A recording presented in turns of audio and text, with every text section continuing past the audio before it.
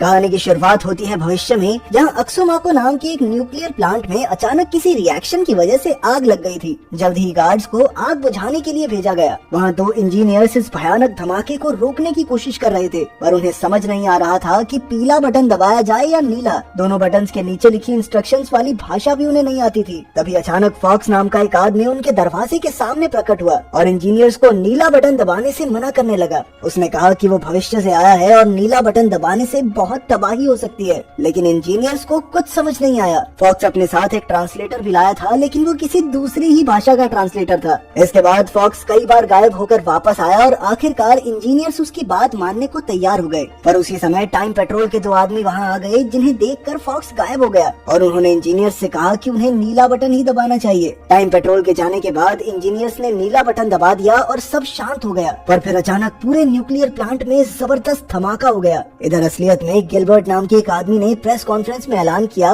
कि वो अक्सुमाको कंपनी के साथ न्यूक्लियर प्लांट बनाने वाला है। तभी एलिस नाम की एक लड़की ने आरोप लगाया कि ये प्लांट धरती के लिए बहुत खतरनाक है, मगर अचानक गार्ड्स एलिस को गिरफ्तार करके ले गए। आखिरकार एलिस की बेल भी गिलबर्ट ने ही करवाई, जो असल में उसके पिता हैं। बाद में एलिस के साथियों ने उसे गिलबर्ट के लैपटॉप से अक्सुमाको की गैर कानूनी फाइल्स निकालने को कहा। शाम को गिलबर्ट अपने लैपटॉप पर एलिस की माँ की वीडियोस देख रहा था। असल में एलिस को जन्म देते हुए ही उसकी माँ की मौत हो गई थी। खैर, गिलबर्ट के सो जाने के बाद एलिस उसका लैपटॉप लेने आई, पर फॉक्स पहले ही वहाँ लैपटॉप को चुराने की कोशिश कर रहा था। इससे पहले कि फॉक्स कुछ कहता, एलिस ने उसके सर पर बोतल दे मारी। आवाज सुनकर गिलबर्ट भी नीचे आ गया और उसी समय टाइम पेट्रोल ने वहाँ पहुँचकर फॉक्स को मारने की कोशिश की, लेकिन अंदर एलिस ने फॉक्स को खींच लिया और गोली गिलबर्ट की टांग छूकर निकल गई। इससे पहले कि टाइम पेट्रोल वाले अंदर आते, फॉक्स ने एलिस और गिलबर्ट का हाथ पकड़कर अपने ब्रेसलेट का बटन दबा दिया और वो तीनों तुरंत गायब हो गए। जब एलिस की आँख खुली तो वो सब एक गुफा में थे। एलिस तुरंत वहाँ से भागकर बाहर गई, लेकिन उसने देखा कि पूरा शहर तबाह हो चुका था। ये देखकर वो बेहोश हो गई, पर पीछे से किसी ने उसे गिरने से बचा लिया।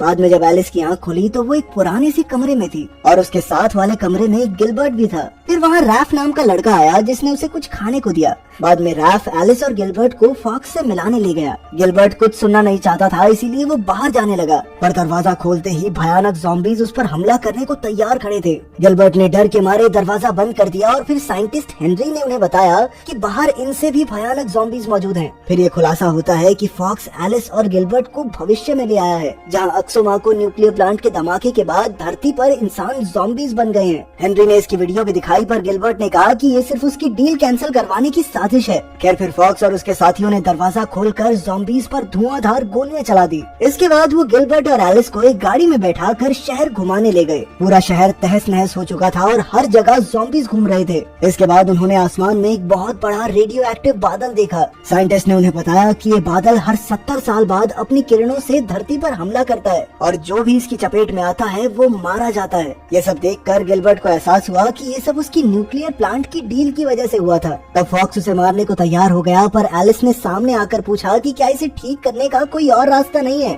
फॉक्स ने कहा कि वो गिलबर्ट का लैपटॉप चुरा कर उसके घोटालों का भांडा फोड़ करने गया था, पर टाइम पेट्रोल वालों ने उसे देख लिया। टाइम पेट्रोल के लोग समय के साथ कोई भी छेड़छाड़ करने के खिलाफ थे। न जाने कैसे गिलबर्ट बेहोश हो गया और फिर रैफ ने कहा कि अगर गिलबर्ट अपनी मर्जी से ये डील ना करे तो टाइम पेट्रोल भी कुछ नहीं कर पाएगी। ये सुनकर सभी राजी हो गए। इसके बाद हेनरी लैब में गया और बाकी सब पब में आ गए। वहाँ जब एलिस ने पानी मांगा तो सब हंसने लगे, क्योंकि अब साफ पानी कहीं नहीं मिलता था। खैर, कुछ देर घूमने के बाद एलिस ने गिलबर्ट को डील ना करने को कहा, पर गिलबर्ट अब भी घबरा रहा था। इससे एलिस को गुस्सा आ गया और उसने कहा कि सभी ध्यान से सुनो, तुम सबकी तबाही का जिम्मेदार ये आदमी है। ये सुनकर सभी लोग गिलबर्ट पर टूट पड़े, पर गिलबर्ट ने कहा कि सबकी शराब के पैसे वो देगा और फिर खुद एलिस के साथ भाग गया। फॉक्स और रैफ ने उनका पीछा करने की कोशिश की, पर शराबियों ने उनका रास्ता रोक लिया। उधर एलिस और गिलबर्ट खाली सड़कों पर चल रहे थे कि अचानक कुछ ज़ॉम्बीज़ उनके पीछे पड़ गए। जल्द ही ज़ॉम्बीज़ ने उन्हें घेर लिया, पर ऐन वक्त पर रैफ और फॉक्स ने उनकी मदद की। पर ज़ॉम्बीज़ इतने सारे थे कि जल्द ही उनकी गोलियां खत्म हो गई। और तो और अब फॉक्स की ब्रेसलेट में बैटरी भी नहीं थी। अब ज़ॉम्बीज़ उनकी ओर बढ़ ही रहे थे कि किसी ने भालों से उन्हें मार गिराया। असल में ये कुछ योद्धा बच्चों का ग्रुप था, जिन्होंने ज़ॉम्बीज़ को अपने पीछे लगाकर एलिस के ग्रुप की जान बचाई। वहीं टाइम पेट्रोल भी शहर में आ गई थी और उन्होंने एक आदमी को धमकी देकर हेनरी की लैब का पता लगा लिया।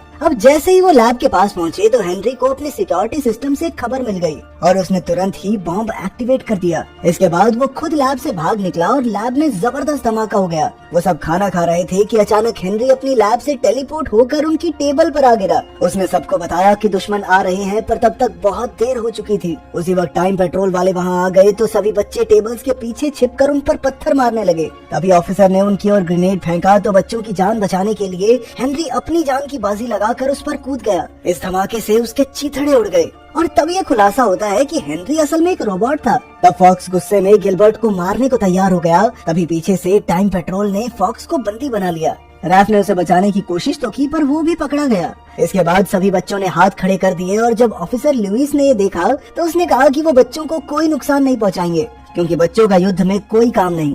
टाइम पेट्रोल सिर्फ समय से छेड़छाड़ करने वालों को उनके गुनाहों की सजा देता है। इसीलिए वो फॉक्स, रैफ, एलिस और गिलबर्ट को ले गए। टाइम पेट्रोल हेडक्वार्टर्स में चीफ कॉन्स्टेंस ने एलिस से बात की, पर एलिस का कहना था कि फॉक्स जो भी कर रहा है बिल्कुल ठीक है। इसके बाद कॉन्स्टेंस ने भविष्य की एलिस को बात करने भेजा। बड़ी एलिस ने उससे कहा कि इतिहास को बदलना ठीक नहीं है। गिलबर्ट के बिजनेस की वजह से ही एलिस को इतनी अच्छी जिंदगी मिली, इसीलिए उसे समय से खिलवाड़ नहीं करना चाहिए। फिर एलिस ने छोटी एलिस को गिलबर्ट के साथ ज्यादा समय बिताने को कहा, क्योंकि उसकी माँ के गुजर जाने के बाद से ही वो एकदम अकेला महसूस करता है और इसी वजह से बहुत ज्यादा शराब पीने लगा है। इसके बाद एलिस और गिलबर्ट को उनके समय में वापस भेज दिया गया। उधर फॉक्स और रैफ को कॉन्स्टेंस के सामने लाया गया, क्योंकि उन्होंने कई जिंदगियां बर्बाद की थी। फॉक्स ने कहा कि उसने तो हजारों लोगों की जान बचाई है, पर टाइम पेट्रोल को इसका कोई अंदाजा नहीं था, क्योंकि जब कोई समय को बदलता है तो समय सबकी याददाश्त मिटा देता है। असलियत तो सिर्फ उसे याद रहती है जिसने समय को बदला था। खैर, कॉन्स्टेंस ने उन दोनों को होल नाम की एक जेल में बंद करने की सजा दी, जहाँ समय एक जगह पर रुका रहता था। उधर गिलबर्ट गाड़ी में बैठकर उस मीटिंग में जा रहा था जहां वो डील पर साइन करेगा, पर रास्ते में ड्राइवर एलिस के बारे में बात करने लगा तो गिलबर्ट का मन बदल गया और वो वापस घर आ गया। घर आकर उसने पूरा दिन एलिस के साथ बिताया। उधर भविष्य में टाइम पेट्रोल को समय में बदलाव किए जाने का सिग्नल मिला।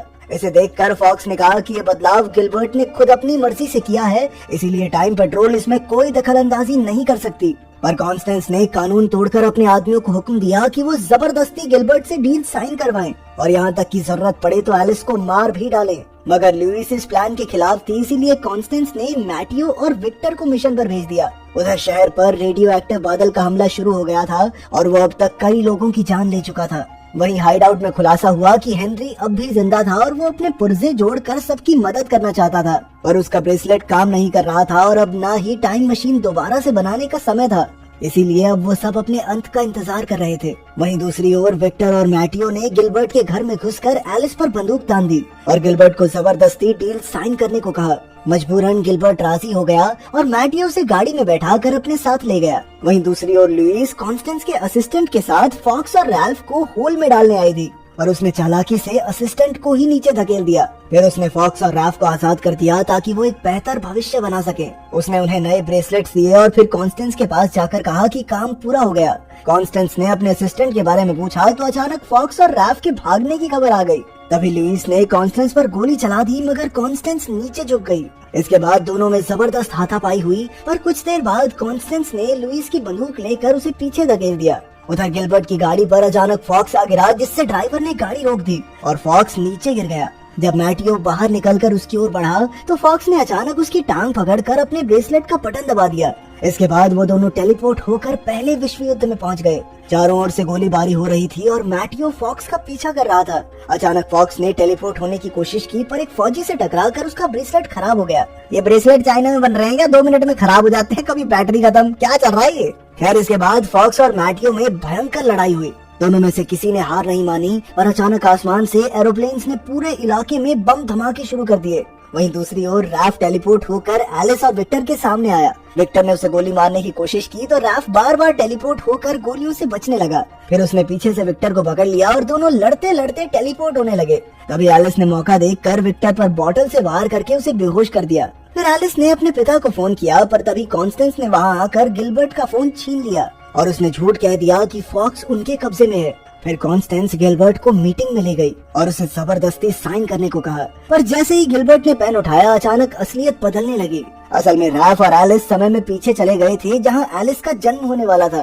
तब एलिस ने डॉक्टर को बंदूक दिखाकर बच्चे की जगह माँ को बचाने को कहा। इधर असलियत में फॉक्स को एहसास हुआ कि एलिस खुद का वजूद मिटा रही है। जल्द ही समय की असलियत बदलने लगी और हर जगह से एलिस गायब हो गई। फिर जन्म के समय एलिस की माँ की आँख खुली तो उसने एलिस से पूछा कि आखिर वो कौन है, जिस पर एलिस ने जवाब दिया, कोई नहीं।